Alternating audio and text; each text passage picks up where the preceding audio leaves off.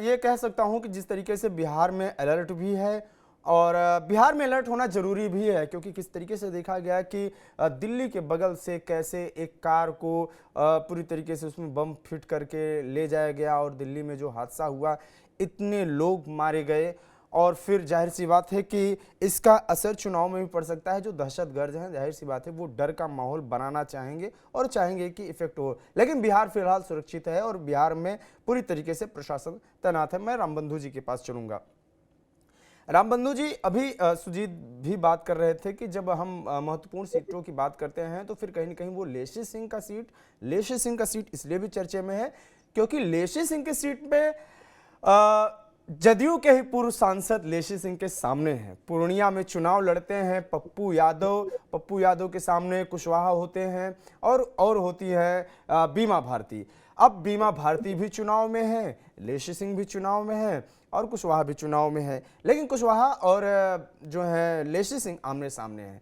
क्या है समीकरण, क्या है स्थिति? मुझे लगता है कि पूर्णिया की स्थिति ज्यादा हॉट है क्या कहीं,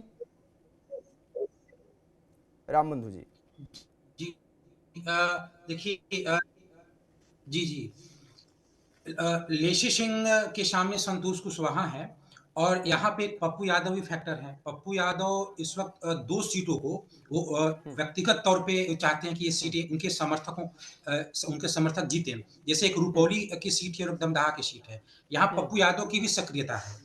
और संतोष कुशवाहा पूर्व सांसद रहे हैं।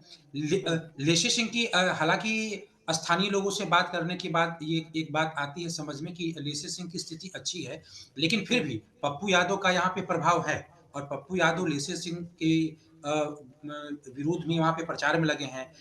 सुपौली का जो एक सीट है जहाँ पे आपको याद होगा कि शंकर सिंह कभी निर्दलीय जीते थे और जीतने के बाद में जदयू का समर्थन कर दिए थे। तो ये जो सीट है, अगर यहाँ पे पप्पू यादव की सक्रियता नहीं होती तो शायद वो उस तरीके का चर्चा में नहीं होता, क्योंकि लेशी सिंह ये सीट निकाल लेती। लेकिन यहाँ पे पप्पू सिंह हैं और देखिए यहाँ पे अभी एक बात हो रही थी कि एक्स फैक्टर की, क्या प्रशांत किशोर एक्स फैक्टर बनेंगे या नहीं। मुझे लगता है कि ये जो 122 सीटों पे चुनाव हो रहा है, इसमें सीमांचल के भी सीट आते हैं, तो ओवैसी की एक भूमिका होगी। 32 सीटों पे ओवैसी चुनाव लड़ रहे हैं। मुझे लगता है कि वो कितनी सीटें जीतेंगे और जीतने से ज्यादा जरूरी है कि कितनी सीटें वो हरा सकते हैं, क्योंकि पिछली बार वो 5 सीटें जीते थे जिसमें से 4 उनके विधायक आरजेडी में चले गए थे या आरजेडी ने तोड़ लिया था। तो जो उनकी पार्टी है, वो जीतने से ज्यादा कि कितने सीटों पे वोट काट के आरजेडी को हराएंगे। जो वो हराएंगे वो उनका अस्थायी प्रभाव होगा और उसी से उनकी राजनीतिक क्षमता का आकलन किया जाएगा। मुझे लगता है कि ये 122 सीटों में, खासकर सीमांचल के क्षेत्रों में ओवैसी ही एक्स फैक्टर होंगे। सरकार महागठबंधन अगर नहीं बना पाएगी तो उसके पीछे कहीं न कहीं ओवैसी का होगा। देखिए गया में 2 सीटें हैं, एक शेरघाटी है, एक बेलागंज है। यहाँ से भी ओवैसी के पार्टी के उम्मीदवार हैं। यहाँ भी मुसलमानों का एक वर्ग है, भले ही वो छोटा वर्ग है, लेकिन ओवैसी को वोट दे रहा है। जिस हाँ। तरीके का अनुमान पहले लगा था कि वक़्त संशोधन बिल के बाद एकजुट होकर के मुसलमान बीजेपी या एनडीए के खिलाफ, क्योंकि उस समय आक्रोश जदयू के जदयू को लेकर के भी था मुस्लिम समाज में, तो एकजुट हो जाएगा आरजेडी की तरफ। ये ऐसा उम्मीद आज से 4-5 महीने, 6 महीने पहले लगाया जा रहा था। इस वक़्त जब वोटिंग हो रही है, तो ऐसा दिखने को नहीं मिलता है।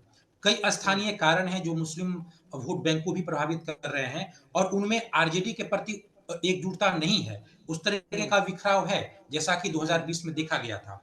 तो शेर घाटी में, बेलागंज में खासकर मनोरमा देवी जो जदयू के हैं, उनको ही कुछ मुस्लिम वोट उनको भी मिलने वाले हैं। ऐसा कुछ लोगों से बात करके बात समझ में आती है। तो मुस्लिम वोट एकजुट आरजेडी में नहीं है, तो इसमें ओवैसी का कैसा प्रदर्शन होगा? 32 सीटों पे इस बार वो चुनाव जीत रहे हैं, तो 32 सीटों पे कितने जीतते हैं? जीतेंगे सीमांचल में, वो 5 लाते हैं या 5 से कम लाते हैं, लेकिन कितने पे हरा पाते हैं, ये एक खास बात होगी। दूसरी बात है कि इस बार कुछ निर्दलीय प्रत्याशी ऐसे हैं इस चरण में जो कि अपने विधानसभा सीट को प्रभावित कर सकते हैं। जैसे कि परिहार से रितु जायसवाल हैं। रितु जायसवाल पहले चुनाव लड़ चुके हैं परिहार से और मात्र 1700 वोट से चुनाव हारी थी।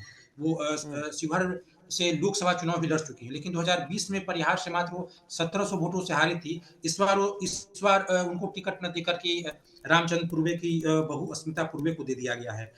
दूसरी बात है कि फिर शंकर सिंह जो रुपौली से हैं, वो भी चुनाव लड़ रहे हैं। हुँ, अशफाक आलम कस्बा से पूर्व मंत्री हैं, वो भी ठीक है। लड़ रहे हैं।